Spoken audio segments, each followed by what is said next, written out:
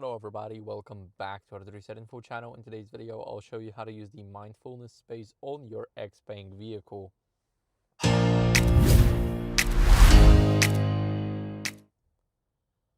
So first, I am on the XPeng P7 Performance. Now, what are we going to do is we're going to open up the apps. And once we open up the apps, we're going to go to Mindfulness Space. Here, once we click it, we can select which seat we want to put into a comfortable position. So for example, driver, and here we can activate the mindfulness.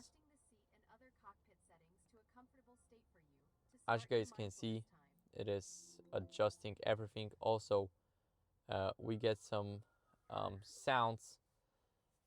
And now if you leave the application right here with the X button, you click on confirm, everything will go back to the same settings like it was before.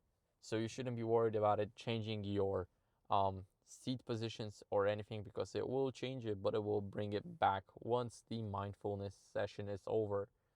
So that's it. Thank you for watching. If you enjoyed this video, then leave a like, subscription, and a comment, and I'll see you in the next one. Bye.